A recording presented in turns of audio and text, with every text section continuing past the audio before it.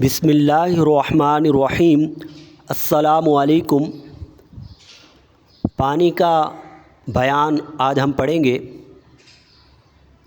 سبق شروع کرنے سے پہلے حدث کی تعریف لکھ لیں۔ حدث اس ناپاکی کو کہا جاتا ہے جو نظر نہیں آتی لیکن شریعت نے اسے ناپاکی قرار دیا ہوتا ہے، جیسے بے وضو ہونا اور بے غسل ہونا۔ بے وضو ہونا ایسی ناپاکی نہیں جو نظر آئے، اسی طرح بے غسل ہونا ایسی ناپاکی نہیں جو نظر آئے۔ حدث کی تعریف ایسی ناپاکی جو نظر نہیں آتی اور شریعت نے اسے ناپاکی قرار دیا ہوتا ہے۔ حدث کی دو قسمیں ہیں۔ حدث اصغر۔ اصغر کا مطلب ہوتا ہے صاد کے ساتھ چھوٹا حدث۔ چھوٹا حدث، حدث اصغر، چھوٹا حدث۔ چھوٹا حدث، حدث اصغر، یہ بے وضو ہونا۔ حدث اکبر، بڑا حدث۔ اکبر معنی ہوتا ہے بڑا۔ بڑا حدث، بڑا حدث ہے بے غسل ہونا۔ تو حدث کی تعریف اور اقسام آپ سمجھ گئے۔ حدث کی جمع آتی ہے احداث۔ آ جائیے عبارت دیکھتے ہیں۔ وَالطَّهَارَةُ مِنَ الْأَحْدَاثِ جَائِزَةٌ بِمَاءِ السَّمَاءِ وَالْأَوْدِيَةِ وَالْعُيُونِ وَالْآبَارِ وَمَاءِ الْبِحَارِ۔ احداث سے پاکی حاصل کرنا جائز ہے آسمان کے پانی کے ذریعے اور وادیوں کے پانی کے ذریعے اور چشموں کے پانی کے ذریعے اور کنوؤں کے پانی کے ذریعے اور سمندروں کے پانی کے ذریعے۔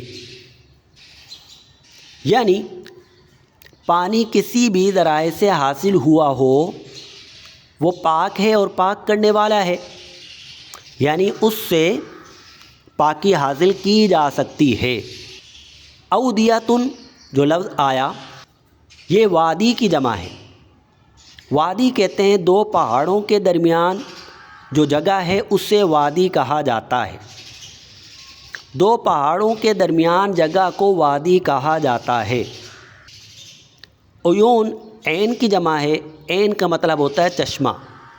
اور آبار بئرن کی جمع ہے اور بئرن کا مطلب ہوتا ہے کنواں۔ بحار بحرن کی جمع ہے۔ بحرن کا مطلب ہوتا ہے سمندر۔ آگے فرمایا وَلَا تَجُوزُ الطَّهَارَةُ بِمَاءٍ اُعْتُصِرَ مِنَ الشَّجَرِ وَالثَّمَرِ۔ پاکی حاصل کرنا جائز نہیں ہے ایسے پانی کے ذریعے جو درخت سے نچوڑا گیا ہو اور پھل سے نچوڑا گیا ہو۔ یعنی پھل کو نچوڑ کر جو پانی نکلتا ہے یا پتوں کو نچوڑ کر جو پانی نکلتا ہے اس سے وضو جائز نہیں ہے، اور ویسے بھی اسے پانی نہیں کہتے، ہمارے یہاں پر جوس وغیرہ کہا جائے گا۔ وَلَا بِمَاءٍ غَلَبَ عَلَيْهِ غَيْرُهُ، اور نہ ہی اس پانی کے ذریعے طہارت جائز ہے جس پر اس کے غیر کا غلبہ ہو۔ وَلَا بِمَاءٍ غَلَبَ عَلَيْهِ غَيْرُهُ، اور طہارت حاصل کرنا جائز نہیں ہے اس پانی کے ذریعے جس پر اس کے غیر کا غلبہ ہو۔ یعنی غیر کا غلبہ ہو، یعنی کوئی شے پانی میں گری اور اب پانی نہیں رہا، وہ شے اس پر غالب آ گئی اور پانی کا نام بدل گیا۔ مثال کے طور پر پانی میں ملایا دودھ اور اب پانی بن گیا لسی، تو پانی پر دودھ کا غلبہ آ گیا، لہذا اب اس پانی سے جو کہ اب لسی ہو چکا ہے وضو اور غسل جائز نہیں ہے۔ فرمایا وَلَا بِمَاءٍ غَلَبَ عَلَيْهِ غَيْرُهُ، اور نہ اس پانی کے ذریعے سے طہارت جائز ہے جس پر اس کے غیر کا غلبہ آ گیا ہو۔ فَأَخْرَجَهُ عَنْ طَبْعِ الْمَاءِ، اس غلبے نے پانی کو اخرجہ نکال دیا، اس غلبے نے پانی کو نکال دیا پانی کی طبیعت سے۔ یعنی پانی کی طبیعت کیا تھی؟ پانی کی طبیعت کیا تھی؟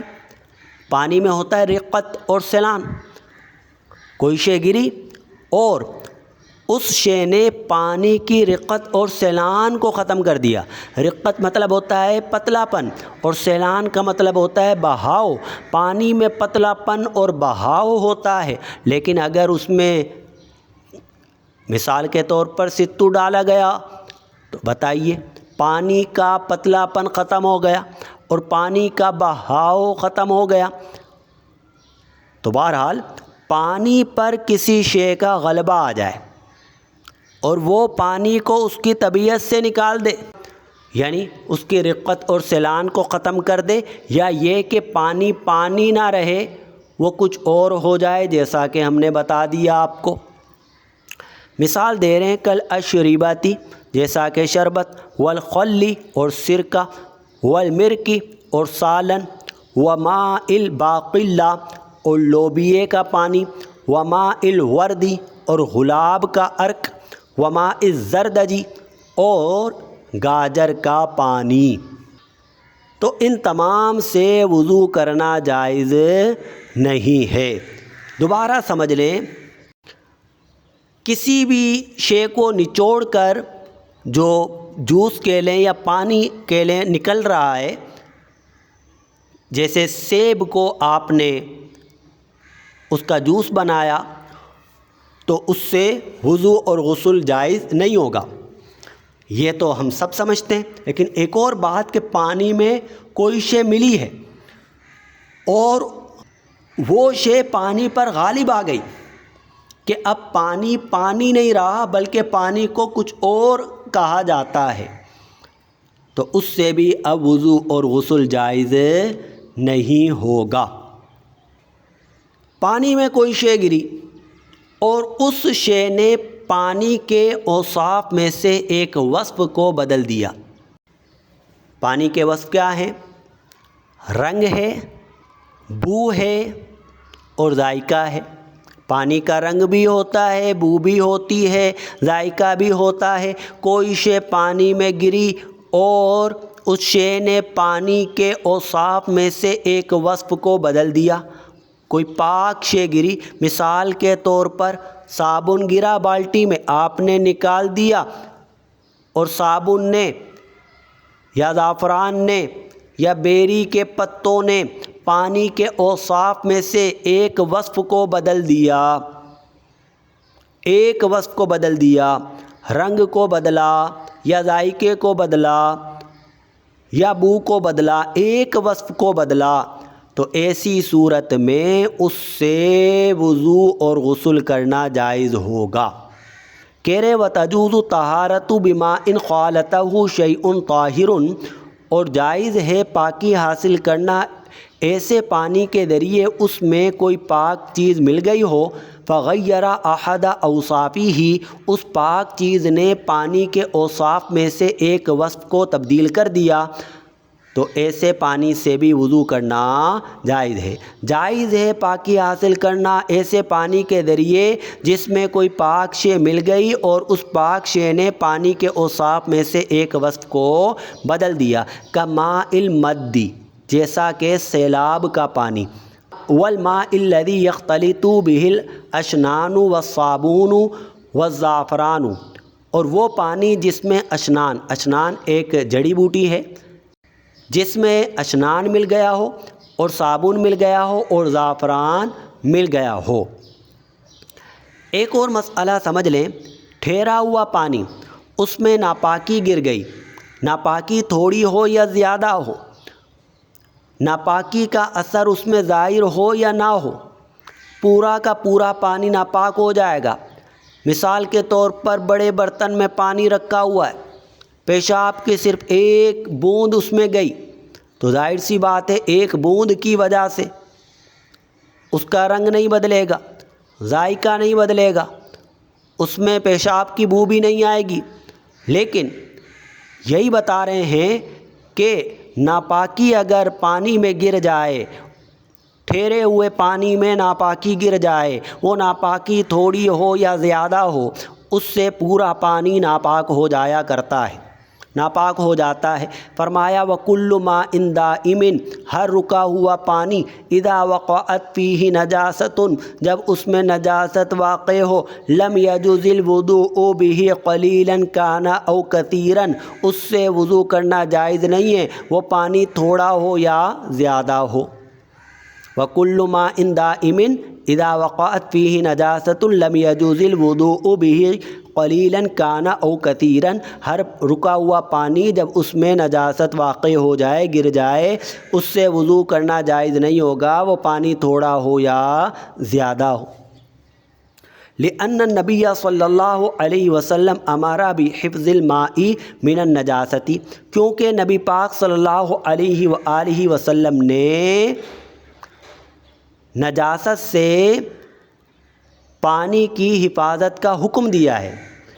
امرا بحفظ الماء من النجاست، نجاست سے، ناپاکی سے پانی کی حفاظت کرنے کا حکم دیا ہے۔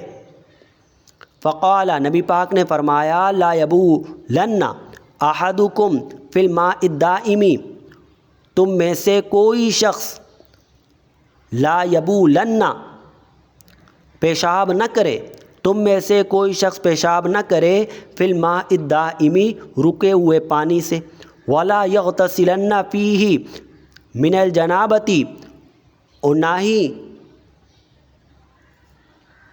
اس میں کوئی غسل کرے۔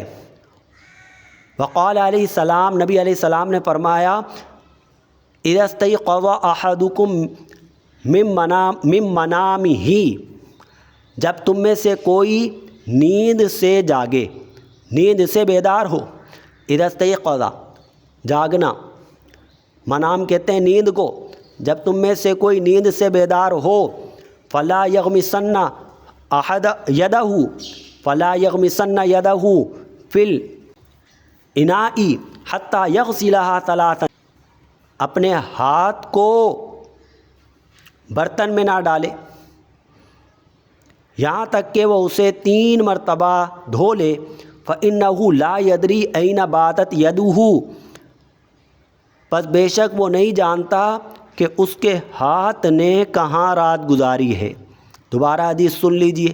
فرمایا جب تم میں سے کوئی نیند سے بیدار ہو تو اپنا ہاتھ برتن میں نہ ڈالے یہاں تک کہ اسے 3 مرتبہ دھو لے، پس بے شک وہ نہیں جانتا کہ اس کے ہاتھ نے رات کہاں گزاری۔ ہو سکتا ہے اس کا ہاتھ نجاست پہ لگا ہو، تو وہ پھر پانی میں ڈال دے گا تو پانی ناپاک ہو جائے گا۔ یہی فرمایا جا رہا ہے، ہاتھ نہ ڈالے، کیونکہ ہاتھ ڈالے گا تو ناپاک ہو جائے گا۔ تو بہرحال تھوڑا پانی، اس میں ناپاکی گر جائے، ناپاکی زیادہ ہو یا کم ہو، وہ ناپاک ہو جاتا ہے۔